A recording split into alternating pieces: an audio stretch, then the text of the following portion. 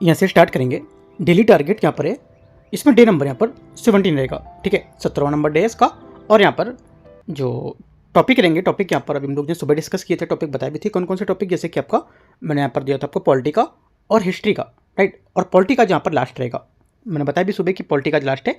और कल से हम लोग यहाँ पर इकोनॉमिक का क्वेश्चन ऐड करेंगे, प्लस इकोनॉमिक के यहाँ पर टॉपिक भी ऐड करेंगे मॉर्निंग में, ठीक है। काफ़ी अच्छे जो टॉपिक हैं इसको यहाँ पर लेके आएंगे, राइट। कुछ अगर डाउट रहता है किसी टॉपिक में तो आप वहाँ पर इकोनॉमिक में एक टॉपिक में अगर सुबह आपको डाउट रहता है, जैसे स्टैटिक वाले टॉपिक मैं आपको देता हूँ पढ़ने को डिस्क्रिप्टिव में, ठीक है, उसमें अगर डाउट रहता है तो आप पीडीएफ के लिए बोल सकते हो, मैं पीडीएफ आपको प्रोवाइड कर दूंगा, ठीक है। टेलीग्राम पर बोल सकते हो या यूट्यूब चैनल पर बोल सकते हो, बट टॉपिक के नाम बताना, ये मत बोलना कि पूरे पीडीएफ प्रोवाइड करा दो, ठीक है। कुछ टॉपिक आपको नहीं मिलेंगे तो मैं हेल्प कर सकता हूँ, राइट। अब आप बोलोगे पूरे एक से लेकर लास्ट तक पीडीएफ में कैसे प्रोवाइड कर सकता हूँ, ठीक है। तो आप यहाँ पर कुछ थोड़ी भी हेल्प करो, अपना खुद से भी करोगे, है ना। और नहीं होगा तो आप मेरे से बोलना, मैं आपको प्रोवाइड करा दूंगा, ठीक है। और आते हैं यहाँ से क्वेश्चन स्टार्ट करते हैं। यहाँ पर टोटल आज 45 प्लस क्वेश्चन है, 48 या 49 क्वेश्चन होंगे इसमें। और यहाँ से 27 फरवरी है और 17 नंबर टॉपिक है, डे है इसका, ठीक है। स्टार्ट करते हैं। क्वेश्चन नंबर 1 है यहाँ से, क्वेश्चन नंबर 1 है राजनीति गतिशीलता को लेकर के यहाँ पर क्वेश्चन है। देखते हैं इसमें, ये बोला है कि राजनीतिक जो दल है और जो अर्थ यहाँ पर इसका अर्थ और प्रकार, उसके बारे में राजनीतिक दल के वर्गीकरण के संबंध में विचार करना है। पहली बात है, प्रतिक्रियावादी दल वे दल होते हैं जो पुरानी सामाजिक आर्थिक संस्थाओं से चिपके रहना चाहते हैं, ठीक है। पहला आंसर क्या होगा इसका, करेक्ट है। चिपके रहना मतलब यहाँ पर छोड़ना नहीं चाहते एक तरह से, राइट, ये समझ सकते हो। तो पहली बात यहाँ पर करेक्ट है।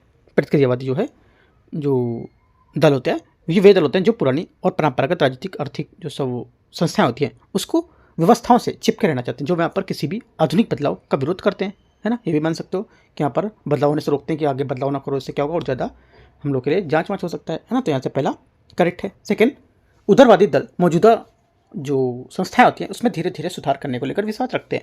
सेकेंड बात यहाँ से ये भी करेक्ट है, ठीक है। तीसरा, क्रांतिकारी दल मौजूदा व्यवस्था उखाड़ फेंकने या फुटा फेंक कर यहाँ पर नई व्यवस्था को स्थापित करने का लक्ष्य रखते हैं। तीसरी बात यहाँ से करेक्ट होगी। तीनों बातें यहाँ से एकदम करेक्ट है, ठीक है। आंसर क्या होगा, 1 2 3 सभी बातें यहाँ से सही है। क्वेश्चन नंबर 2 है, भारत में दलीय व्यवस्था के बारे में क्वेश्चन है। भारत में दलीय व्यवस्था के बारे में विचार करना है। भारत में ब्रिटेन की तरह एक स्पष्ट दलीय व्यवस्था विकसित हुई है। पहला स्टेटमेंट यहाँ से इसका गलत होगा, क्योंकि भारत में ब्रिटेन या अमेरिका की तरह दलीय बैठक है या दलीय यहाँ पर जो एक तरह से व्यवस्था है, राइट, 2 पार्टी सिस्टम, ये नहीं है, बल्कि यहाँ पर बहुदलीय मल्टी पार्टी सिस्टम व्यवस्था है। यहाँ राष्ट्रीय दलों को साथ साथ सैकड़ों क्षेत्रीय दल भी शामिल होते हैं। सही बात है, पता है सबको। सेकेंड बात है, मतलब ये गलत है ना, क्योंकि दलीय व्यवस्था नहीं होगी। भारत में दलों का गठन विचारधारा के बजाय अक्सर व्यक्तित्व की पूजा पर आधारित होती है। सेकेंड बात यहाँ से करेक्ट है। अक्सर यहाँ पर दल किसी भी एक यहाँ पर प्रभावी दल नेता के इर्द गिर्द केंद्रित होते हैं, जैसे कि नेहरू, इंदिरा गांधी, और यह वर्तमान मान सकते हो कि इसके दौरान जो प्रमुख नेता कुछ हैं, ठीक है। और विचारधारा की तुलना में नेता का कद अधिक महत्वपूर्ण हो जाता है। सेकेंड करेक्ट होगा, पहला गलत है, ठीक है। आंसर क्या होगा, आंसर आपका हो जाएगा, सही पूछा है तो केवल 2 बी, ठीक है, पहला गलत था। क्वेश्चन नंबर 3 है, इसमें बोला है राष्ट्रीय और राज्य स्तरीय दलों की मान्यता को लेकर के निर्वाचन आयोग द्वारा किसी दल को राष्ट्रीय दल के रूप में मान्यता देने की शर्तें कथन पर विचार करना है। यदि वह दल 4 या अधिक राज्यों में राज्य स्तरीय दल के रूप में मान्यता प्राप्त होती है तो पहला क्या होगा राष्ट्रीय दल के बारे में, तो पहली बात यहाँ से करेक्ट है, सही है। सेकेंड बात है, यदि वह लोकसभा चुनाव में कम से कम 3 राज्यों में 2% सीटें जीतता है तो क्या होगा, राष्ट्रीय दल के रूप में मान्यता मिलेगी, सोचना है। एकदम करेक्ट है, 2% सीटें या 11 सीटें, ठीक है। सेकेंड बात हो गई। तीसरी बात है, यदि वह लोकसभा में या विधानसभा के कुछ आम चुनाव में 4 राज्यों में 6% बहुमत प्राप्त करता है और साथ ही 4 लोकसभा सीटें जीतता है। तीसरी बात यहाँ से ये भी करेक्ट है। आंसर क्या होगा, 1 2 3 सभी बातें इसकी सही है। आगे आती क्वेश्चन चौथा, निर्वाचन से लेकर के क्वेश्चन है, भारत में संवैधानिक चुनाव प्रणाली के संबंध में विचार करना है। संविधान का भाग 15 चुनाव के संचालन के निर्वाचन आयोग से संबंधित होगा। क्वेश्चन नंबर 4 का पहला स्टेटमेंट यहाँ से करेक्ट है। भाग 15 आर्टिकल 324 से 329 तक चुनाव प्रणाली और निर्वाचन आयोग के गठन से शक्तियों से संबंधित होगा। सेकेंड बात है, सेकेंड बात इसका ये बोला है कि वयस्क मताधिकार का सिद्धांत अनुच्छेद 326 में लागू किया गया था। सेकेंड बात भी करेक्ट हो जाएगी, क्योंकि यहाँ पर जो 18 वर्ष का है और अयोग्य नहीं है, राइट, यहाँ पर जो आर्टिकल 326 के तहत बताया गया था और उसको लोकसभा और विधानसभा में चुनाव करने का मत दिया गया है अधिकार। सेकेंड बात भी सही है। तीसरा, चुनाव के संबंध में कानून बनाने की शक्ति केवल राज्य विधानसभाओं के पास होती है। ये बात गलत है, क्योंकि यहाँ पर चुनाव के संबंध में कानून बनाने का जो शक्ति है केवल राज्यों के पास नहीं, बल्कि यहाँ पर आर्टिकल 327 के तहत संसद के निर्वाचन संबंधी कानून जो हैं, जैसे जनप्रतिनिधि अधिनियम 1950 और 1951, उसमें बनाने की शक्ति प्राप्त है उसको, ठीक है।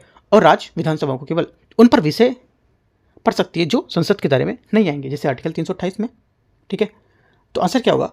1 2 करेक्ट है, तीसरा गलत हो जाएगा।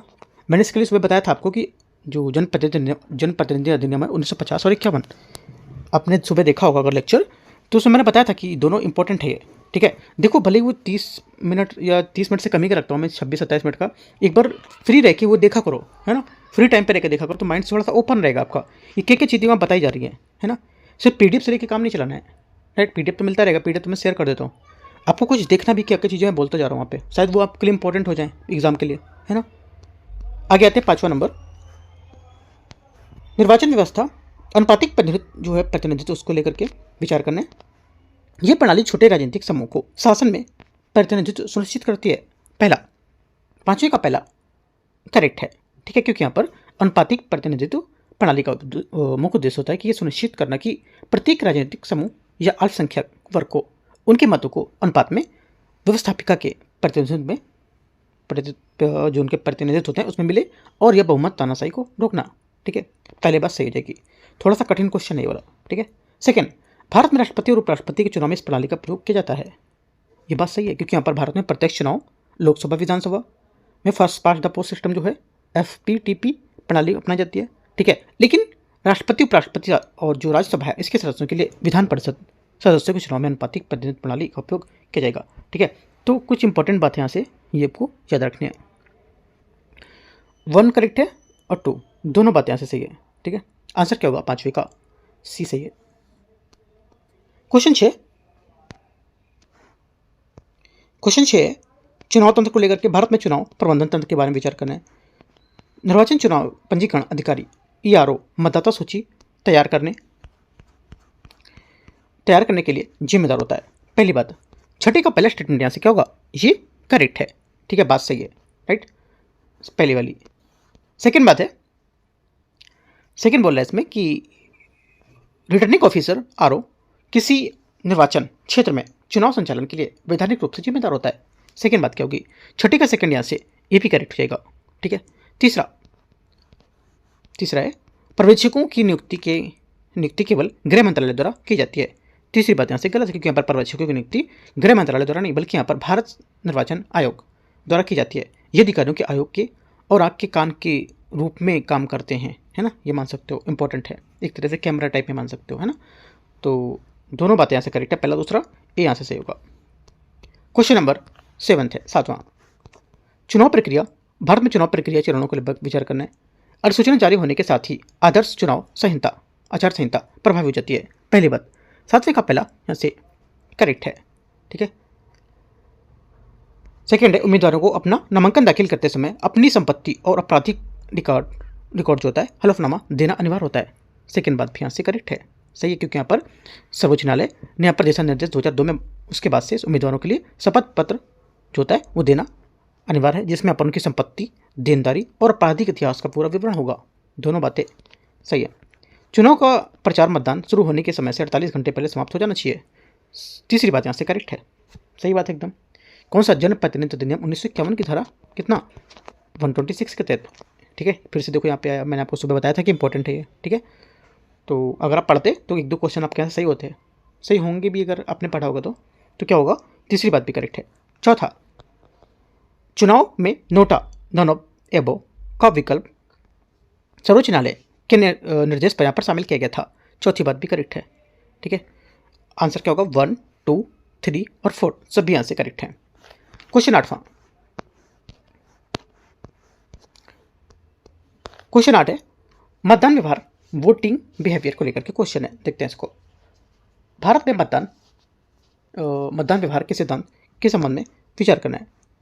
ये मतदाताओं की चुनावी प्राथमिकताओं के पीछे कि क्यों और कैसे का विश्लेषण करता है। 8वें का पहला स्टेटमेंट क्या होगा? करेक्ट है। सेकंड, ये केवल चुनाव के परिणाम, हार जीत के सांख्यिकी आंकड़ों तक सीमित होगा। 8वें का सेकंड स्टेटमेंट क्या होगा? सेकंड गलत है, क्योंकि यहाँ पर ये केवल सांख्यिकी आंकड़ों, हार जीत तक सीमित नहीं है, बल्कि यहाँ पर एक मनोवैज्ञानिक और समाजशास्त्री विश्लेषण होगा जो चुनाव के परिणाम के पीछे कारणों की व्याख्या करता है। 1 करेक्ट है, सेकंड गलत होगा। आंसर क्या होगा? ओनली 1 करेक्ट है। क्वेश्चन नंबर 9, मतदान व्यवहार का अर्थ क्या होता है? राजनीतिक विज्ञान में मतदान व्यवहार के अर्थ के संबंध में विचार करना है। इसमें मतदान में भागीदारी और मतदान परहेज दोनों अध्ययन शामिल होते हैं। 9वें का पहला स्टेटमेंट यहाँ से करेक्ट हो जाएगा, सही है, क्योंकि यहाँ पर ये केवल ये नहीं देखता है कि किसको वोट दिया गया है, बल्कि यहाँ पर ये भी देखता है कि किसको वोट नहीं दिया है, ठीक है, और क्यों नहीं दिया है। ये राजनीतिक भागीदारी होती है, इसकी गहराई इसको मापता है। सेकेंड बात है, ये राजनीतिक समाजीकरण की प्रक्रिया को समझने में मदद करता है। सेकेंड बात यहाँ से ये भी करेक्ट है, जैसे कि यहाँ पर इसकी परिवार, शिक्षा, ठीक है, समाज को कैसे यहाँ पर राजनीतिक झुकाव लाना है, तय करना है ना, और इसका अध्ययन इसी तरह से अंतर्गत करता है। तीसरा है, ये एक अल्पकालिक घटना है जिसका लोकतंत्र की स्थिरता से कोई संबंध नहीं होता है। तीसरा गलत है, क्योंकि मतदान व्यवहार कोई अल्पकालिक घटना नहीं है, ये लोकतंत्र की स्थिरता का आधार है। यदि मतदाता उदासीन हो जाए, ये केवल संकीर्ण आधार पर वोट दें, तो लोकतंत्र की जड़ें कमजोर हो सकती है। तीसरा गलत हो जाएगा। आंसर 1 2 करेक्ट है। ए का मतलब ए यहाँ से 1 2 करेक्ट हो जाएगा। क्वेश्चन 10 नंबर क्वेश्चन, मतदान व्यवहार का महत्व को लेकर के क्वेश्चन है। मतदान व्यवहार के महत्व को लेकर के निम्नलिखित पर विचार करना है। ये सरकार की वैधता को मापने का एक क्या होता है? उपकरण होता है। 10वें का पहला स्टेटमेंट यहाँ से करेक्ट है, ठीक है, क्योंकि यहाँ पर जो उच्च मतदान प्रतिशत के जागरूक मतदान व्यवहार सरकार की नैतिक जो वैधता होती है उसको प्रदान करता है। ये दर्शाता है कि जनता को शासन प्रणाली में विश्वास रखना। सेकेंड बात है, ये राजनीतिक दलों में जनमत के अनुसार अपनी चुनावी घोषणा पत्र तैयार करना और उसके लिए आधार तैयार करना होगा, प्रदान करना होगा। सेकेंड बात भी करेक्ट है, क्योंकि राजनीतिक दल जो होते हैं ये मतदान व्यवहार का डेटा, जैसे कि ग्रामीण बनाम शहरी मुद्दे, उसका विश्लेषण करेंगे और उसी के अनुसार अपना घोषणा पत्र तैयार करते हैं, ताकि यहाँ पर भी जनता की उपेक्षा को खतरे से उतर सकें, ठीक है। हाँ, जनता की जो यहाँ पर उपेक्षा होती है उसके खरे उतर सकें उसके सामने, है ना, ऐसा, राइट। तो सेकंड बात करेक्ट है, पहला भी करेक्ट होगा। दोनों बातें मतदान व्यवहार को लेकर करेक्ट है, ठीक है, यहाँ से आंसर होगा। एक एक देखो टॉपिक को हम लोग ने यहाँ पर उठाया है ना, जो टॉपिक मैंने आपको पढ़ने को दिया था उस टॉपिक को उठा के मैं क्वेश्चन कर रहा हूँ। आपने अगर पढ़ा होगा तो समझ आ रहा होगा टॉपिक आपके, है ना, इसलिए मैं बोलता हूँ टॉपिक आप पहले पढ़ लोगे ना तो ज़्यादा अच्छे से एमसीक्यू समझ आएंगे। ऐसे करके हर सब्जेक्ट हम लोग पूरे करते जाएंगे, तो कुछ टाइम बाद हम लोग के क्या होंगे, जितने सब्जेक्ट है ना पूरे एमसीक्यूज के माध्यम से कवर हो चुके होंगे ये, ठीक है। क्वेश्चन नंबर 11, मतदान व्यवहार के निर्धारक को लेकर के। भारत में मतदान व्यवहार और इनको प्रभावित करने वाले कारक के संबंध में विचार करना है। पहली बात है, 11वें का पहला है, भाषाई पहचान और क्षेत्रीय भावनाओं अक्सर राष्ट्रीय हितों पर हावी हो जाती है। 11वें का पहला स्टेटमेंट यहाँ से करेक्ट होगा। सेकेंड बात है, सत्ता विरोधी लहर मतदान व्यवहार का एक महत्वपूर्ण निर्धारक कारक होता है। सेकेंड बात ये भी करेक्ट होगी, ठीक है, जहां मतदाता अक्सर वर्तमान सरकार के कामकाज से असंतुष्ट होकर बदलाव के लिए वोट करते हैं। विकास और सुशासन, यहाँ पर जो डेवलपमेंट और गवर्नेंस होता है उसमें जैसे मुद्दे अब मतदान व्यवहार के लिए अधिक प्रमुखता प्राप्त करते हैं।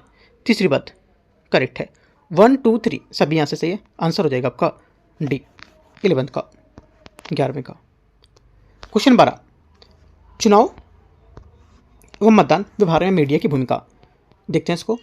मीडिया एजेंडा सेटिंग के माध्यम से यह तय कर सकता है कि मतदाता किन मुद्दों में महत्वपूर्ण मानेंगे।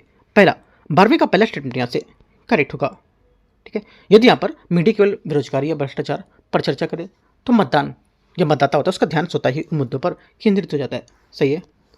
सेकेंड बात है, एग्जिट पोल के प्रकाशन पर चुनाव आयोग द्वारा मतदान की अंतिम चरण तक प्रतिबंध लगाया जा सकता है। सेकेंड बात यहाँ से करेक्ट है, ठीक है। ये अधिनियम जो है जनप्रतिनिधि अधिनियम 1900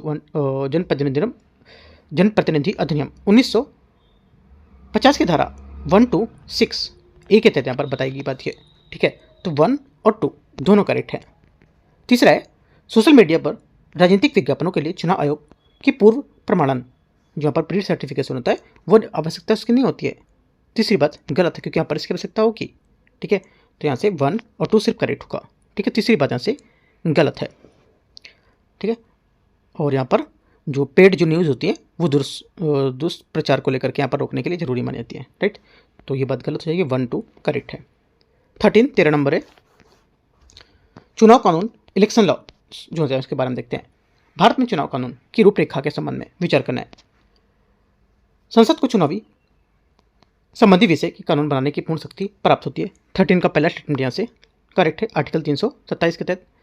सेकेंड बात है, निर्वाचन आयोग द्वारा जारी आदर्श आचार संहिता का उल्लेख जनप्रतिनिधि अधिनियम 1951 में स्पष्ट रूप से किया गया है। सेकेंड बात यहाँ से गलत है, क्योंकि यहाँ पर यह आदर्श आचार संहिता जो इसका उल्लेख किसी भी अधिनियम है ना, जनप्रतिनिधि अधिनियम जो 1951 उसमें नहीं है।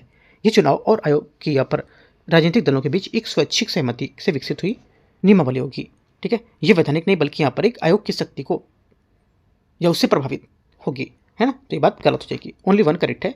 और जनप्रतिनिधि अधिनियम 1950 और 1951 ये मैंने सुबह बात बोली थी, बहुत इंपॉर्टेंट है, याद रखना है आपको। 1 2 करेक्ट है, आंसर यहाँ से पढ़ा भी होगा आपने, ये यहाँ से आंसर सही है, सेकंड गलत है, ठीक है। 13 हो गया।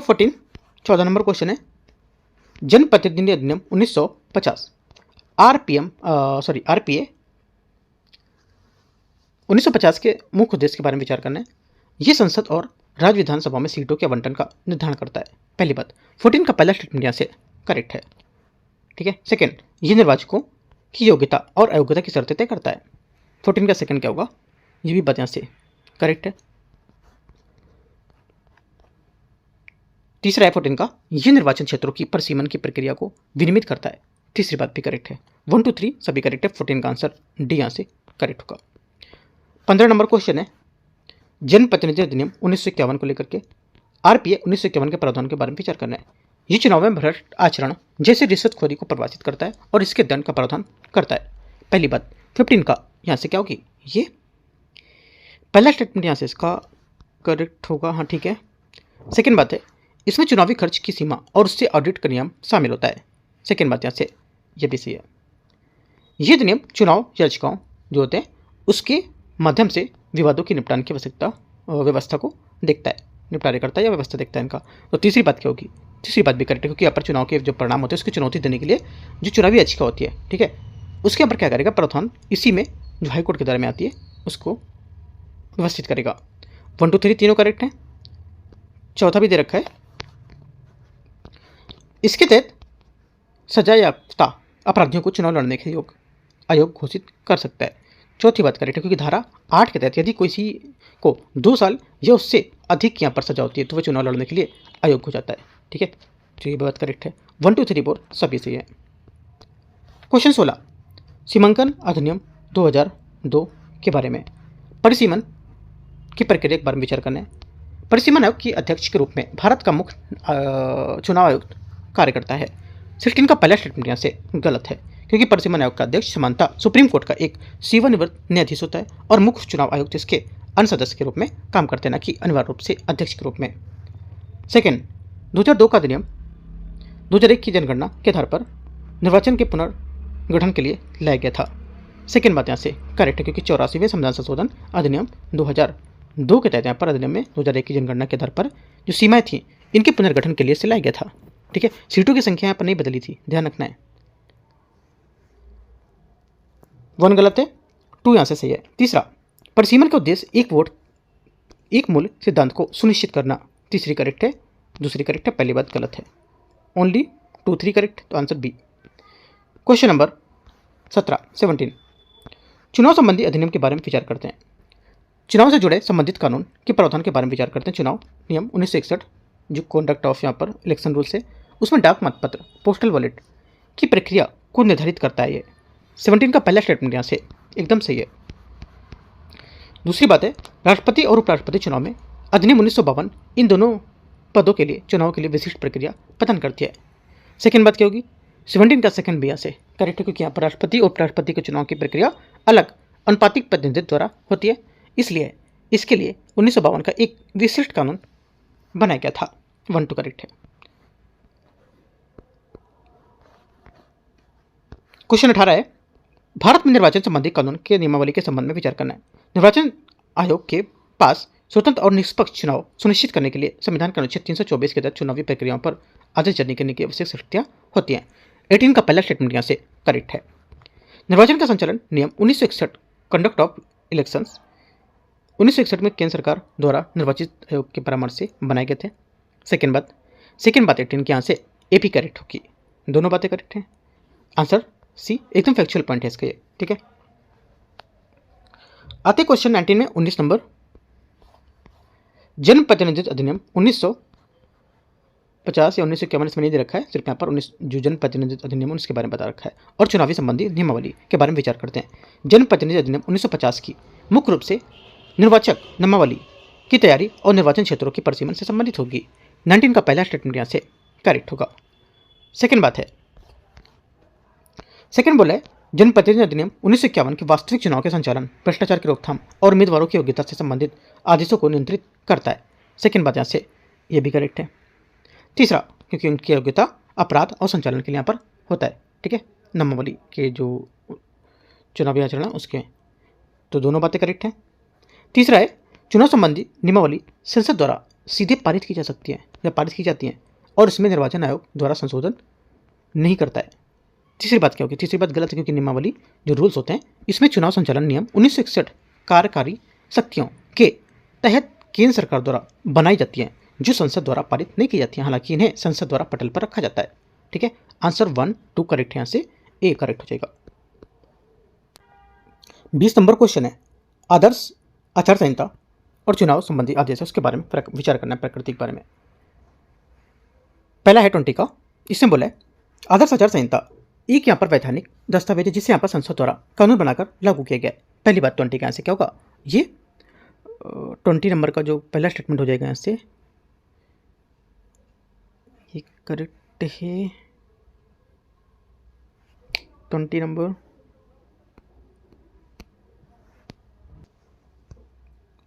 के यहाँ से पहला स्टेटमेंट गलत हो जाएगा, थोड़ा सा डाउट है इसमें क्वेश्चन में, ठीक वैसे गलत है क्वेश्चन, क्योंकि यहाँ पर आदर्श आचार संहिता जो है ये वैधानिक दस्तावेज नहीं है, बल्कि यहाँ पर ये राजनीतिक दलों को जो उम्मीदवार होते हैं उसके बीच यहाँ पर एक आम सहमति से विकसित सिद्धांत को समूह को जिसे भारत निर्वाचन आयोग द्वारा लागू किया गया था, ठीक गलत हो जाएगा। सेकेंड बात यहाँ से चुनाव प्रचार समाप्त होने के बाद निर्वाचन क्षेत्र में राजनीतिक कार्यकर्ताओं की मौजूदगी में प्रतिबंधित लगाने वाले आदेश चुनाव आयोग द्वारा लोक प्रतिनिधित्व अधिनियम के तहत जारी किए जाते हैं। सेकेंड बात क्या होगी? सेकेंड बात ये भी करेक्ट है। तीसरा, सर्वोच्च न्यायालय के विभिन्न निर्णय के अनुसार चुनाव आयोग के आदेश तब तक प्रभावी होते हैं जब तक वे संसद द्वारा बनाए गए किसी कानून का उल्लंघन न करें। तीसरी बात भी करेक्ट है, ठीक है। आंसर हो जाएगा 2 और 3 इसका करेक्ट है, तो बी यहाँ से आंसर होगा। क्वेश्चन नंबर 21 है चुनाव सुधार समिति के संबंध में विचार करना है। पहला, भारत में चुनाव सुधार को लेकर के विचार करते हैं।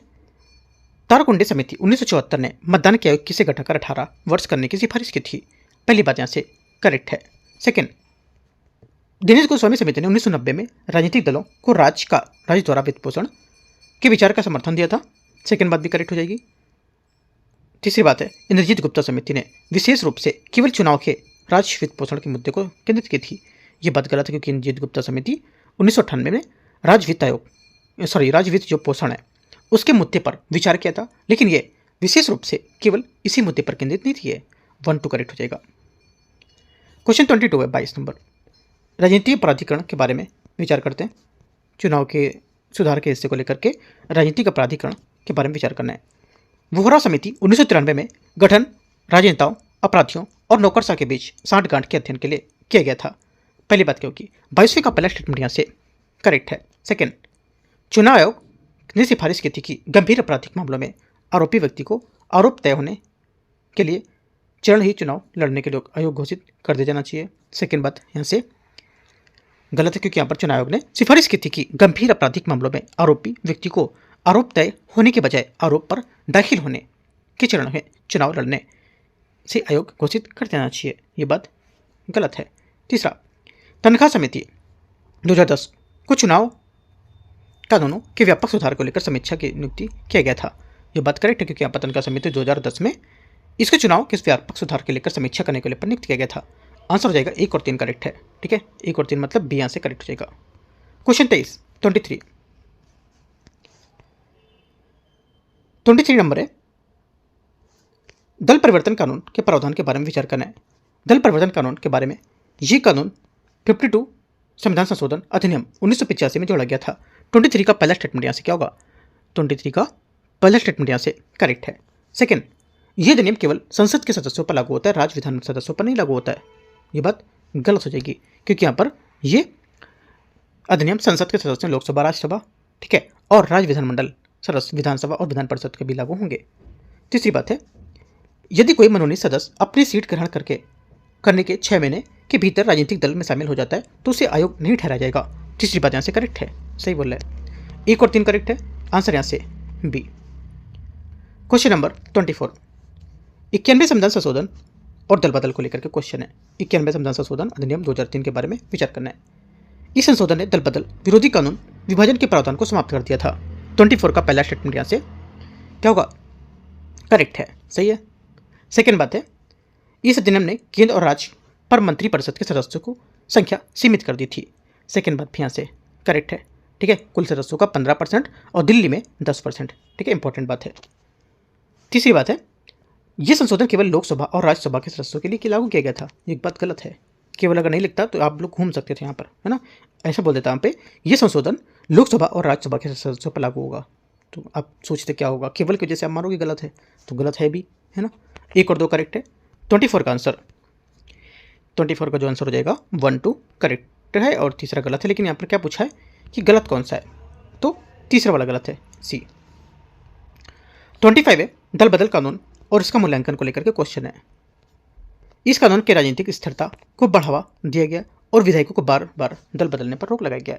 पहली बात यहाँ पर 25 का करेक्ट है। सेकेंड, ये कानून पार्टी के हाथों में विधायकों पर अनुशासनात्मक शक्ति को मजबूत करता है, जिससे यहाँ पर आंतरिक पार्टी लोकतंत्र कमजोर होता है। सेकेंड बात क्या होगी, सेकेंड बात भी यहाँ से इसकी क्या हो जाएगी, करेक्ट हो जाएगी। तीसरी बात है, इस अधिनियम के तहत अयोग्यता पर अंतिम निर्णय चुनाव आयोग द्वारा लिया जाता है। ये बात गलत है, क्योंकि यहाँ से 25वें का तीसरा स्टेटमेंट गलत है, क्योंकि यहाँ पर अधिवेशन के तहत अयोग्यता पर अंतिम निर्णय सदन में पीठासीन अधिकारी, लोकसभा का अध्यक्ष या राज्यसभा का सभापति द्वारा लिया जाएगा, ना कि चुनाव आयोग द्वारा। 1, 2 करेक्ट है, 2 बातें सही है, तीसरा गलत हो जाएगा। 26 नंबर है, विदेश नीति फॉरेन पॉलिसी के तहत यहाँ पर क्या देखते हैं इसको, फॉरेन पॉलिसी का क्वेश्चन। किसी देश की विदेश नीति का मुख्य निर्धारक उसका राष्ट्रीय हित होता है। पहली बात, 26 का पहला करेक्ट, क्योंकि यहाँ पर देश की जो विदेश नीति है इसका मुख्य जो निर्धारक होता है तो उसका राष्ट्रीय हित, नेशनल इंटरेस्ट होता है, ठीक है। पहला क्या होगा, पहला अपन जो स्टेटमेंट है करेक्ट हो जाएगा। सेकेंड, अंतर्राष्ट्रीय राजनीति बदलते स्वरूप के साथ विदेश पूरी तरह या पूरी नीति से तब पूरी तरह स्थिर होता है और उसमें कोई परिवर्तन नहीं होता है। सेकेंड बात यहाँ से क्या होगी, सेकेंड बात यहाँ से गलत है, क्योंकि यहाँ पर अंतर्राष्ट्रीय राजनीति में बदलते स्वरूप के साथ जो विदेश नीति है ये पूरी तरह से स्थिर नहीं रहती है, बल्कि इसमें परिवर्तन होते रहते हैं। ओनली 1 करेक्ट है यहाँ से। 26 का आंसर एक बात सही है, सही पूछा है। 27 है, भारतीय विदेश नीति के संबंध में विचार करना है, देखते हैं इसको। पंचशील सिद्धांतों में एक दूसरे की क्षेत्रीय अखंडता और संप्रभुता पारस्परिक सम्मान करना शामिल होता है। 27 का पहला स्टेटमेंट यहाँ से क्या होगा, ये करेक्ट है। सेकेंड, भारत में गुट निरपेक्षता की नीति का अर्थ होता है कि अंतर्राष्ट्रीय मामलों में पूरी तरह से तटस्थ या अलग अलग रहना। सेकेंड बात गलत है, क्योंकि यहाँ पर जो भारत की गुटनिरपेक्ष नीति का अर्थ होता है कि अंतर्राष्ट्रीय मामलों में पूरी तरह से तटस्थ या अलग अलग रहना नहीं, बल्कि यहाँ पर स्वतंत्र विदेश नीति अपनाना और सक्रिय रूप से विश्व शांति में योगदान देना। ओनली 1 करेक्ट है, दूसरा गलत हो जाएगा। Answer A. 28 है, भारतीय विदेश नीति के उद्देश्य क्या होंगे। भारतीय विदेश नीति के उद्देश्य के संबंध में विचार करना है। अंतर्राष्ट्रीय शांति और सुरक्षा बनाए रखना भारतीय विदेश नीति के प्रमुख संवैधानिक रूप से नीतिगत उद्देश्य होगा। 28 का पहला स्टेटमेंट यहाँ से करेक्ट है, सही है, ठीक है। सेकेंड, भारत की नेबरहुड फर्स्ट नीति का प्राथमिक उद्देश्य केवल व्यापारिक लाभ का माना होगा। सेकेंड बात गलत है, क्योंकि यहाँ पर भारत की जो नेबरहुड फर्स्ट नीति है इसका प्राथमिक उद्देश्य केवल व्यापारिक लाभ का माना नहीं, बल्कि यहाँ पर व्यापक क्षेत्रीय सहयोग को लेकर संपर्क सुरक्षा बढ़ावा देना होगा। ओनली 1 करेक्ट है, सेकेंड गलत होगा। एक यहाँ से सही आंसर है पहला, ए नंबर सही हो जाएगा। क्वेश्चन नंबर 29, भारत का गुजराल सिद्धांत के बारे में क्वेश्चन है। पहली बात यहाँ से, यह सिद्धांत दक्षिण एशियाई देशों के साथ संबंध में गैर पारस्परिकता के आधार पर एक तरफा रियायत देने पर बल देता है। 29 का पहला स्टेटमेंट यहाँ से करेक्ट है। सेकेंड है, इस सिद्धांत के अनुसार भारत को अपने पड़ोसियों के आंतरिक मामले में सक्रिय हस्तक्षेप करना चाहिए ताकि क्षेत्रीय स्थिरता बनी रहे। सेकेंड बात यहाँ से गलत है, क्योंकि यहाँ पर इस सिद्धांत के अनुसार भारत को अपने पड़ोसियों में आंतरिक मामलों पर सक्रिय हस्तक्षेप नहीं करना चाहिए, बल्कि सम्मान और गैर हस्तक्षेप की नीति अपनानी चाहिए। ओनली वन करेक्ट होगा 29 का। ठीक है, 29 का ओनली वन करेक्ट है, तो आंसर हो जाएगा आपको यहाँ से 29 ओनली वन करेक्ट है, तो एक करेक्ट है, तो आंसर ए यहाँ से सही हो जाएगा 29 का। ठीक है, आगे आते क्वेश्चन नंबर 30 नंबर है, साम्राज्यवादी चोल को लेकर के क्वेश्चन है। चोल शासकों ने उनकी विजय अभियानों के संबंध में विचार करना है। ठीक है, हम लोग यहाँ पर आ गए किसमें, हिस्ट्री के क्वेश्चन में। ठीक है, विजयालय ने चोल सत्ता को पुनर्जीवित कर साम्राज्य की नींव रखी थी। 30 का पहला स्टेटमेंट यहाँ से करेक्ट है। 9वीं शताब्दी में विजयालय ने कांची के पल्लों को हराकर चोल साम्राज्य की पुनः स्थापना की और यहाँ पर तंजौर में अपनी राजधानी बनाई थी। सेकेंड बात है, राजा राज प्रथम ने गंगा नदी के तट पर सैन्य अभियान चलाया और गंगकोण चोल की उपाधि धारण की थी। सेकेंड बात, क्योंकि सेकेंड बात 30 का यहाँ से स्टेटमेंट गलत है, क्योंकि यहाँ पर गंगा नदी के तट पर सैन्य अभियान चलाने वाले गंगेकोंड चोलपुरम की उपाधि धारण करने वाला एक शासक राजराज प्रथम नहीं था, बल्कि उसका पुत्र राजेंद्र प्रथम था। राजेंद्र प्रथम के काल में चोल नौसेना ने दक्षिण पूर्वी एशिया के द्वीपों पर विजय प्राप्त की थी। तीसरी बात यहाँ से करेक्ट है। ठीक है, और यहाँ पर शक्तिशाली नौसेना विकसित की थी और श्रीलंका के साथ साथ यहाँ पर दक्षिण पूर्वी एशिया और श्री विजय साम्राज्य मतलब इंडोनेशिया और मलेशिया के द्वीपों पर विजय प्राप्त करी थी। तो 1 और 3 यहाँ से करेक्ट होगा इसका। ठीक है, आंसर क्या हो जाएगा, 30 का 1 एंड 3 करेक्ट है, तो आंसर सी। 31 है, चोल साम्राज्य की विशेषताओं के बारे में विचार करना है। चोल शासन प्रणाली की सबसे महत्वपूर्ण विशेषता इसकी केंद्रीकृत नौकरशाही थी, जिसमें स्थानीय स्वायत्तता का अभाव था। 31 का पहला स्टेटमेंट यहाँ से गलत है, क्योंकि यहाँ पर चोल शासन प्रणाली में सबसे बड़ी विशेषता केंद्रीकृत नौकरशाही नहीं, बल्कि यहाँ पर स्थानीय स्वायत्तता की प्रधानता और उसके प्रशासन के ऊपर नीचे तक फैला होता था, और लेकिन यहाँ पर इसमें निचले स्तर पर गांवों को अत्यधिक स्वतंत्रता प्राप्त होती थी। सेकेंड बात है, ग्राम स्वराज या स्थानीय स्वशासन चोल प्रशासनों का एक आधारभूत स्तंभ होता था। यह बात करेक्ट है, क्योंकि चोल काल में ग्राम स्वराज चरमोत्कर्ष पर था और उत्तर मेरूर अभिलेख से पता चलता है कि यहाँ पर जो गांव है उसके प्रशासन निर्वाचित समितियों द्वारा चला जाते थे। ओनली 1 गलत है और 2 करेक्ट है। ठीक है, एक बात यहाँ पर सही, दूसरा वाला पहली वाली बात गलत हो जाएगी यहाँ से। क्वेश्चन नंबर 32, चोलकालीन सैन्य शक्ति के संबंध में समुद्री प्रभुत्व के बारे में विचार करना है। चोल के पास एक अत्यंत शक्तिशाली और अज्ञेय नौसेना थी। पहली बात 32 का पहला स्टेटमेंट यहाँ से करेक्ट होगा, सही है, और जिसके बल पर उन्होंने हिंद महासागर के व्यापारियों पर मार्ग नियंत्रण किया था। चोल नौसेना के प्रभाव के कारण बंगाल की खाड़ी को चोलों की झील के रूप में जाना जाने लगा था। सेकेंड बात ये भी करेक्ट है, दोनों बातें सही हैं। 32 का आंसर 1 और 2 दोनों करेक्ट है। क्वेश्चन नंबर 33 है, चोल स्थापत्य कला और उसके संबंध में विचार करना है। प्रसिद्ध वेदेश्वर मंदिर का निर्माण राजेंद्र प्रथम द्वारा अपनी गंगा विजय के उपलक्ष्य में करवाया गया था। 33 का पहला स्टेटमेंट यहाँ से गलत है, क्योंकि तंजौर के प्रसिद्ध ब्रजेश्वर मंदिर राजराजेश्वर मंदिर का निर्माण राजराजा प्रथम ने करवाया था, न कि राजेंद्र प्रथम ने। राजेंद्र प्रथम ने अपनी नई राजधानी में गंगईकोंड चोलपुरम मंदिर बनवाया था। पहला गलत है। सेकेंड, चोल काल में विकसित मंदिर वास्तुकला की शैली को द्रविड़ शैली में कहा जाता है। सेकेंड बात करेक्ट है, क्योंकि यहाँ पर चोलों ने पल्लव वास्तुकला की आगे बढ़ाया और यहाँ पर क्या किया था, जो द्रविड़ शैली थी उसकी जो पूर्ण वैभव था उस तक पहुँचाया था उसको। ठीक है, और ऊंची जो विमान था गोपुर था उसकी विशेषता बताई थी। राइट, पहला गलत है, दूसरा सही है। तीसरा, नटराज की प्रसिद्ध कांस्य प्रतिमा चोल काल की सांस्कृतिक उपलब्धि की उत्कृष्ट उदाहरण बताती है। तीसरा करेक्ट है। ठीक है, नटराज जो चोल काल की नटराज शिव की जो कांस्य प्रतिमा है वो मोम लुप्त की तकनीकी लॉस्ट वैक्स प्रोसेस उसका दुनिया में सर्वश्रेष्ठ उदाहरण मानी जाती है। 1 गलत है, 2 3 करेक्ट हो जाएगा बी। क्वेश्चन नंबर 34, निम्नलिखित पर विचार करना है। विजयालय राजराज प्रथम राजेंद्र प्रथम इनमें से कितने यहाँ पर सही होंगे। देखो पहला बोला 24 में 24 कहाँ से आ गया,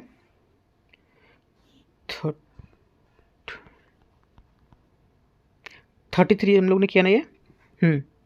33 तो हम लोग को 1 और 2 करेक्ट हो गया है ना, और 1 तो गलत था, 2 और 3 करेक्ट है, तो 33 का हम लोग का बी यहाँ से आंसर हो गया ना, 1 गलत था, 34 आना चाहिए यहाँ से। 34 देखते हैं, मिस हो गया थोड़ा सा, ये 34 ही होगा ना, मिस्टेक से 24 लिख गया है, ठीक है। 33 यहाँ पे 34 ही होगा, 34 है। 34 में बोला है कि मैच इसमें से देखना कौन सा यहाँ पर से होगा। तो देखो विजयालय यहाँ पे बोला है 34 में, इसमें विजयालय आपका चोल वंश का पुनः संस्थापक था 850 ईस्वी में, पहली बात करेक्ट है।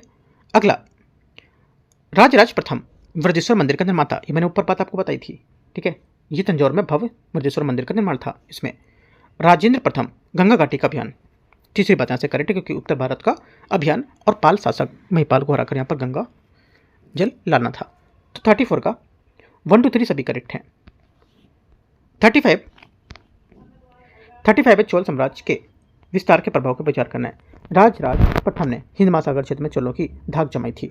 35 का पहला स्टेटमेंट यहाँ से करेक्ट है, ठीक है। और यहाँ पर राजराज प्रथम ने मालदीव और उत्तरी श्रीलंका को जीतकर हिंद महासागर में चोल वर्चस्व को स्थापित किया था।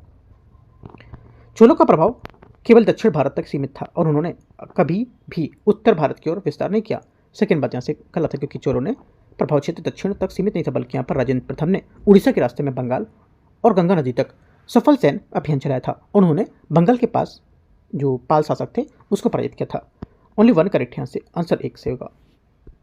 36 नंबर, भारत पर अरब आक्रमण यूपीएससी के जो स्तर को लेकर, अच्छा ठीक है, भारत का अरब आक्रमण उसको लेकर क्वेश्चन है। मोहम्मद बिन कासिम के आक्रमण के संबंध में विचार करना है। पहला बोला है 36 में कि उसने 712 ईस्वी में सिंध के शासक राजा दाहिर को पराजित किया था। पहला 36 का पहला स्टेटमेंट यहाँ से क्या होगा, ये करेक्ट है। सेकंड, सिंध पर विजय प्राप्त करने वाला वह पहला मुस्लिम आक्रमणकारी था। सेकंड बात यहाँ से ये भी करेक्ट हो जाएगा। इस आक्रमण का मुख्य उद्देश्य भारत में एक स्थायी साम्राज्य की स्थापना करना था। तीसरा गलत, क्योंकि अरब का प्राथमिक उद्देश्य था कि लूटपाट, खलीफा के दुश्मन को दंड देना और इस्लाम का प्रसार था। उनका उद्देश्य भारत में स्थायी साम्राज्य बनाना नहीं था। यही कारण है कि वे सिंध और मुल्तान के आगे नहीं बढ़ पाए थे। ओनली 1 2 करेक्ट है, आंसर ए आंसर सही होगा। 37 है, अरब आक्रमण के समय सिंध की राजनीतिक स्थिति के बारे में विचार करना है। राजा दाहिर चच वंश का ब्राह्मण शासक था। 37 का पहला स्टेटमेंट यहाँ से करेक्ट है। सेकंड, सिंध की जनता अपने शासक से पूर्णतः संतुष्ट थी और उन्होंने एकजुट होकर अरबों का सामना किया था। सेकंड बात क्या होगी, गलत है, क्योंकि सिंध की जनता विशेषकर बौद्ध और जाट अपने शासक ताहिर से असंतुष्ट थे। इसी आंतरिक फूट के कारण अरबों को जीतना आसान था। ये बात गलत हो जाएगा। देवल सिंध का एक प्रमुख बंदरगाह था जहां अरबों से जहाजों को लूटा गया था। तीसरी बात यहाँ से करेक्ट है, ठीक है, और जिसे कासिम के आक्रमण के तत्कालीन कारण मानते हैं। 1 और 3 करेक्ट है, यहाँ से बी 37 का आंसर होगा। 38 है, अरब आक्रमण के उद्देश्य के बारे में विचार कर रहे हैं। खलीफा वालिद और इराक के गवर्नर अल हल्जाज के आदेश पर यह सैन्य अभियान चलाया गया था। 38 का पहला करेक्ट है। सेकंड, भारत की अपार धन संपत्ति को लूटना और इस्लाम का प्रचार करना इसके प्रमुख लक्ष्य थे। ये भी बात सही है, क्योंकि यहाँ पर भारत को सोने की चिड़िया कहे जाने के बाद भारत में धन प्राप्त करना और धर्म का एक प्रचार करने को लेकर मुख्य घोषित किया था लक्ष्य का। तीसरा, भारत के समुद्री व्यापारिक मार्गों पर नियंत्रित स्थापित करना भी एक गुप्त उद्देश्य था। तीसरी बात क्या होगी 38 की, ये भी करेक्ट है, तीनों सही है, डी आंसर होगा। 39 नंबर है, अरबों के साथ यहाँ पर जो सांस्कृतिक विनिमय उसके प्रभाव के संबंध में विचार करना है। अरब के प्रादीप यहाँ पर अरब के भारतीय जो अंगणित सोने की अवधारणा है वो खगोल विज्ञान का ज्ञान प्राप्त किया था। 39 का पहला करेक्ट है, क्योंकि यहाँ पर अरबों ने शून्य, जीरो और दशमलव पद्धति के भारतीयों की सीखा और यहाँ पर इसे हिंदसा कहा जाता था। सेकेंड बात यहाँ से कि प्रसिद्ध जो भारतीय खगोल ग्रंथ है ब्रह्म सिद्धांत और खंड खादक का अरबी अनुवाद किया गया था। सेकेंड बात क्या होगा 39वीं का सेकेंड स्टेटमेंट भी यहाँ से करेक्ट हो जाएगा, दोनों बातें सही है। तीसरी बात है, चिकित्सा के क्षेत्र में चरक और सुश्रुत संहिताओं का अध्ययन अरबों ने किया था। तीसरी बात भी करेक्ट हो जाएगी, तीनों बातें करेक्ट यहाँ से, ठीक है। बगदाद के खलीफाओं के दरबार पहुंचा और यहाँ पर भारतीयों को वैद्य को लेकर नियुक्त किए थे, तो तीनों बातें करेक्ट है। 39 का 1 2 3 डी। क्वेश्चन 40, भारत में अरब आक्रमण के बारे में विचार करना है। अरब आक्रमण ने भारत के उत्तर पश्चिमी हिस्सों में भविष्य के तुर्क आक्रमण को लेकर मार्ग प्रशस्त किए थे। 40 का पहला स्टेटमेंट यहाँ से करेक्ट हो जाएगा। सेकेंड है, सिंध विजय के बाद अरबों ने तुरंत पूरे उत्तर भारत पर अपना अधिकार जमा लिया था।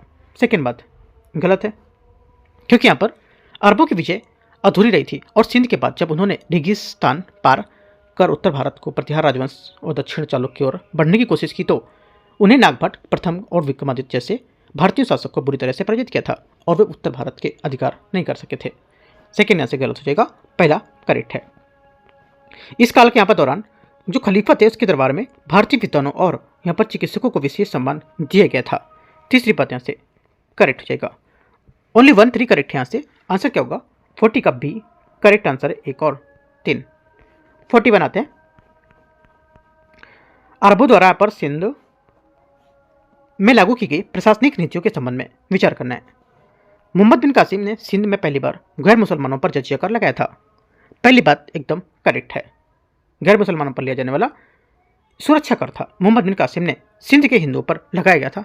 ठीक है, हालांकि उसमें ब्राह्मणों और जो अपाहिज थे उनकी मुक्त रखा था इसे। ठीक है, याद रखना है क्या था, मुसलमानों पर लगाना था, लेकिन यहाँ पर मोहम्मद बिन कासिम ने हिंदू और यहाँ पर जो उनके अपाहिज लोग थे जो सिंध के उनसे उनको छोड़ दिया था, मतलब इससे मुक्त रखा था उसको। ये बात सही है। सिंध विजय के बाद अरबों ने स्थानीय लोगों के जबरन धर्म परिवर्तन करने पर विवश कर दिया था। सेकेंड बात यहाँ से गलत है, क्योंकि अरबों ने जबरन धर्म परिवर्तन की व्यापक नीति नहीं अपनाई थी। उन्होंने हिंदू और बौद्धों को जिम्मी, मतलब इसका मतलब होता है कि जो संरक्षित लोग होते हैं, संरक्षित करना, उनका दर्जा दिया था। उन्हें अपने धर्म का पालन करने की अनुमति दी थी, बशर्ते कि वो जजिया चुकाएं बस। ठीक है, ऐसा तो बात करेक्ट है, मतलब गलत हो जाएगी बात। बोला कि इसमें जबरन विवश किया था, तो नहीं किया था उन्होंने ऐसा। तीसरा, अरब शासकों ने सिंध में ऊंट पालन और खजूर की खेती को काफ़ी बढ़ावा दिया। तीसरी बात करेक्ट है, क्योंकि यहाँ पर अरबों ने ही भारत में खजूर की खेती और ऊंट पालन की शुरुआत की, जो सिंध जलवायु के अनुकूल थी। 1 3 करेक्ट है, 41 का आंसर सी। 42 नंबर क्वेश्चन है, दिल्ली सल्तनत के बारे में विचार करना है। दिल्ली सल्तनत विभिन्न राजवंशों के संबंध में विचार करते हैं। गुलाम वंश या ममलूक डायनेस्टी की स्थापना कुतुबुद्दीन ऐबक द्वारा की गई थी। 42वें का पहला स्टेटमेंट यहाँ से करेक्ट है। सेकंड है, लोधी वंश दिल्ली सल्तनत का अंतिम राजवंश था जिसका अंत पानीपत के युद्ध के साथ हुआ था। सेकेंड बात क्या होगी? 42वें का सेकंड स्टेटमेंट ये भी करेक्ट है। लोधी वंश 1451 से कब तक था? 1526 अंतिम वंश था। ठीक है, और 1526 में पानीपत के प्रथम युद्ध बाबर ने इब्राहिम लोधी को हराकर मुगल साम्राज्य की स्थापना की थी। ये बात करेक्ट है। लोधी वंश ने दिल्ली सल्तनत के अंतिम राजवंश था जिसका अंतिम अंत पानीपत के जो साथ हुआ था। ये बात क्या होगी? अभी मैंने बताया आपको, सही है। तीसरा है, खिलजी वंश दिल्ली सल्तनत का सबसे लंबी अवधि का शासन किया था। तीसरी बात गलत है, क्योंकि यहाँ पर दिल्ली सल्तनत पर सबसे लंबी अवधि का शासन तुगलक वंश लगभग 94 वर्ष उसने किया था, ना कि खिलजी वंश ने। खिलजी वंश का शासन काल 30 वर्षों तक था, छोटा था, है ना। 1 2 करेक्ट है। 43 है, 43 नंबर क्वेश्चन, प्रशासनिक ढांचा एकता प्रणाली। दिल्ली सल्तनत की एकता प्रणाली के बारे में। एकता प्रणाली की शुरुआत के साथ साथ केंद्रीय नियंत्रण की मजबूती मिली थी। पहली बात 43 का यहाँ से करेक्ट होगा। ठीक है, इसका मुख्य उद्देश्य दूर दराज के जो यहाँ पर क्षेत्र थे राजस्व वसूलना और वहाँ सुल्तान की सत्ता स्थापित करना था, जिससे केंद्रीय नियंत्रण मजबूत हुआ था। सेकेंड बात है, पहला करेक्ट। सेकेंड, इक्तादारों का पद पूरी तरह से वंशानुगत था, इन्हें हस्तांतरित नहीं किया सकता था। सेकेंड बात गलत है, क्योंकि शुरुआत में इक्तादार पद हस्तांतरित था और यहाँ पर वंशानुगत नहीं था, लेकिन सुल्तान किसी भी इक्तादार का तबादला कर सकता था ताकि वे क्या है, स्थानीय स्तर पर काफ़ी शक्तिशाली ना हो जाए, है ना। हालांकि बाद में फिरोज शाह तुगलक ने इन्हें वंशानुगत बना दिया था, जो सल्तनत के पतन का एक कारण बना था। काफ़ी इंपॉर्टेंट स्टेटमेंट है, क्वेश्चन भी बहुत अच्छा है। ठीक है, ओनली 1 करेक्ट है, 1 और 2 में। क्वेश्चन अच्छा है, करना है दोबारा से इसको, आपको इसके टॉपिक और पढ़ना है। ठीक है, ये क्वेश्चन के पॉइंट को नोट कर लेना है। 44 है, अलाउद्दीन खिलजी के सुधार को लेकर के देखते हैं, इनकी सैन्य आर्थिक सुधारों के बारे में। उसने सैनिक को नगद वेतन देने की प्रथा शुरू की थी। पहली बात 44 का करेक्ट है। सेकेंड, घोड़ों के दागने की प्रथा और सैनिकों को हुलिया चेहरा रखने की शुरुआत उसके सैन्य सुधारों में थी। सेकेंड बात भी करेक्ट हो जाएगी। ठीक है, तीसरा, उसके आर्थिक सुधारों में मुख्य उद्देश्य सेना के रखरखाव हेतु वस्तुओं की कीमतों में नियंत्रित करना। तीसरी बात भी करेक्ट है। ठीक है। इसका मुख्य उद्देश्य था सुनिश्चित करना कि कम वेतन में भी सैनिक अपनी जरूरत को चीज़ों खरीद सके और एक बड़ी सेना में रख रखाव संभव हो सके। 1 2 3 सभी करेक्ट है, डी आंसर होगा। 45 इसमें बोला है तुगलक वंश की योजनाएं। तुगलक वंश जो है तुगलक मोहम्मद बिन तुगलक और फिरोज शाह तुगलक के संबंध में विचार करना है। मोहम्मद बिन तुगलक ने अपनी राजधानी दिल्ली से देवगिरी दौलताबाद स्थानांतरित कर दी थी। 45 का पहला करेक्ट है। कब? 1327 ईस्वी में, ठीक है, ताकि यहाँ पर दक्षिण भारत में बेहतर नियंत्रण रखा जा सके। और हालांकि ये योजना एक विफल रही थी, सफल नहीं थी। इंपॉर्टेंट बात है। फिरोज शाह तुगलक उसके द्वारा किए गए व्यापक निर्माण कार्यों को नहरों के जाल के लिए जानते थे। सेकेंड बात भी करेक्ट है। उसने सतलुज और यमुना के कई यहाँ पर जो नहरें थी वो निकलवाई थी और जौनपुर फिरोजाबाद जैसे नगर भी बसाए थे, है ना। तो दोनों बातें क्या करेक्ट हैं? सी आंसर होगा। क्वेश्चन 46 है दिल्ली सल्तनत का जो सल्तनत कालीन व्यवस्था थी उसके बारे में क्वेश्चन है, देखते हैं। कुतुब मीनार और अलाई दरवाजा इंडो इस्लामिक निर्माण शैली के प्रतीक होंगे। 46 का पहला करेक्ट है। सेकेंड, अलाई दरवाजा का निर्माण फिरोज शाह तुगलक द्वारा करवाया गया था। सेकेंड गलत है क्योंकि अलाई दरवाजा का निर्माण अलाउद्दीन खिलजी के करवाया था और कुतुब परिसर में, ना कि फिरोज शाह तुगलक ने। लोधी गार्डन दिल्ली सल्तनत के अंतिम दौर की वास्तुकला को दर्शाता है। तीसरा करेक्ट है, ठीक है। आंसर क्या होगा? क्योंकि यहाँ पर लोधी गार्डन और लोधी काल के मकबरे अपने अष्टकोणीय आकार के दोहरी गुंबद की शुरुआत के लिए प्रसिद्ध था। 1 और 3 करेक्ट है, ठीक है। Answer B. 47 है सैयद और लोधी वंश के बारे में। सैयद और लोधी वंश के बारे में विचार करना है। सैयद वंश का शासन मुख्य रूप से दिल्ली और उसके आसपास के क्षेत्रों तक सीमित था। 47 का पहला स्टेटमेंट यहाँ से करेक्ट है। सेकेंड, बहलुल लोधी ने लोधी वंश की स्थापना की जो दिल्ली का पहला अफगान राजवंश था। सेकेंड बात क्या होगी? 47 का सेकंड स्टेटमेंट यहाँ से करेक्ट है। पहला भी सही है, ठीक है, दोनों यहाँ से करेक्ट है। आंसर 47 का एकदम फैक्चुअल पॉइंट है, सी यहाँ से आंसर होगा, फैक्ट है पूरा। 48 सल्तनत काल की शासन व्यवस्था के लेकर क्वेश्चन है। इसमें बोला है कि दिल्ली सल्तनत के शासन व्यवस्था के संबंध में विचार करना है। ये दौर भारत में तुर्की शासन और औपचारिक शुरुआत का प्रतीक था। 48 का पहला स्टेटमेंट यहाँ से क्या होगा? करेक्ट है, ठीक है, क्योंकि 1206 में भारत में विधिवत तुर्की सुल्तानों पर शासन शुरू हुआ था जिसमें शासन की एक नई शैली को जन्म दिया। सेकेंड बात है सुल्तान प्रशासन का सर्वोच्च अधिकारी होता था और न्याय व्यवस्था उसके अधीन होती थी। सेकेंड बात भी करेक्ट है, दोनों बातें एकदम सही है। आंसर क्या होगा? 48 का 1 और 2 दोनों यहाँ से करेक्ट है, ठीक है। आंसर क्या होगा? सी करेक्ट आंसर हो जाएगा। सही पूछा है तो सी करेक्ट होगा। इस टाइप से यहाँ पर आज जो डे 17 था, ठीक है, 17 नंबर डे था, इसमें हमने यहाँ पर कवर किया 48 क्वेश्चन को, ठीक है। और देखो टॉपिक आपको मिस नहीं करना है, फिर से मैं बोल रहा हूँ, टॉपिक आपको पूरे कवर करना है तो भी आपको बहुत अच्छा लगेगा क्वेश्चन करने में। आप टॉपिक जब करोगे तो तब आपको चीज़ें समझ आएंगे, हमने कहाँ गलत की थी, कहाँ पढ़ा था, है ना। तो आपसे कॉन्सेप्ट आपको एकदम क्लियर हो जाएगा टॉपिक के साथ अगर क्वेश्चन करोगे तो, ठीक है। बाकी ज्वाइन करते रहो टेलीग्राम चैनल और यहाँ पर और भी लोगों को शेयर कर सकते हो। यहाँ पे जो लोग यहाँ पर नए ऐड होंगे उनको भी फायदा हो जाएगा कुछ, ठीक है, ऐड कर सकते हो उनको भी, कोई जानते हो किसी को तो, राइट। तो डेली टारगेट्स को फॉलो करना है और यहाँ पर PDF डाउनलोड करना है टेलीग्राम से, इसकी प्रैक्टिस भी करते रहना है, ठीक है। और एक बात, जो मैं टारगेट चलाता हूँ वो आपको रिवीजन भी करना होता है रात में, जो आप पूरा कर लेते हो उसके बाद इसको रात में रिवीजन कर लिया करो, क्योंकि यही सब क्वेश्चन आपके पेपर में आने हैं, है ना। और मैं आपको टॉपिक से क्वेश्चन दिखाऊंगा, अगर हिस्ट्री टॉपिक से आएंगे मेटावेल से तो मैं क्वेश्चन दिखाऊंगा टॉपिक आपको एग्जाम टाइम पे, जैसा कि मैंने पहले बताया था कि कुछ क्वेश्चन मैं लिस्ट कराए थे, सेम टॉपिक के क्वेश्चन UPSC ने पूछे थे वो। तो ये तो नहीं होता कि हाँ भी अब मैं बता रहा हूँ तो UPSC उस पर लेके बनाए, नहीं, लेकिन एक गेस करने का तरीका होता है कि हाँ शायद ये पूछा है तो ये क्वेश्चन यहाँ से घुमा सकता है, राइट। बाकी कोई डाउट रहेगा आप नीचे कमेंट में पूछ सकते हो और टेलीग्राम भी ज्वाइन कर सकते हो, ठीक है। कल मॉर्निंग में हम लोग मिलते हैं डेली टारगेट के साथ और आपको पूरे एक टॉपिक को अच्छे से कवर करना है। कुछ डाउट रहेगा तो मेरे से पूछा करो आप, ठीक है। और कल इकोनॉमिक का होगा और इकोनॉमिक के हम लोग काफ़ी अच्छे क्वेश्चन यहाँ से कवर करेंगे, ठीक है। इकोनॉमिक की एक चीज़ हम लोग समझाएंगे भी क्या क्या होते हैं और कोशिश करेंगे इकोनॉमिक जो हम लोग टारगेट ऐड करेंगे इसमें इकोनॉमिक के हम ज़्यादातर PDF देते रहेंगे आपको, ज़्यादा अच्छा रहेगा, क्योंकि आप कहाँ से ढूंढोगे चीज़ें, इकोनॉमिक की बहुत मुश्किल हो जाती है चीज़ें मिलनी। तो मैं क्या करूँगा, जितने टॉपिक आपको दूंगा मैक्सिमम के PDF में प्रोवाइड कराऊंगा। मैक्सिमम मतलब अगर 10 टॉपिक दिए तो 8 के या 7 के कराऊंगा, 10 बोलोगे तो 10 को प्रोवाइड करा दूंगा मैं, ठीक है। थोड़ा सा टाइम लगेगा बट सब मिल जाएंगे, ठीक है। साथ साथ चलते रहो, अच्छे से करते रहो, आपको चीज़ें तैयारी अच्छे से होती रहेगी, ठीक है। एंड करते हैं इसको, all the best, thank you.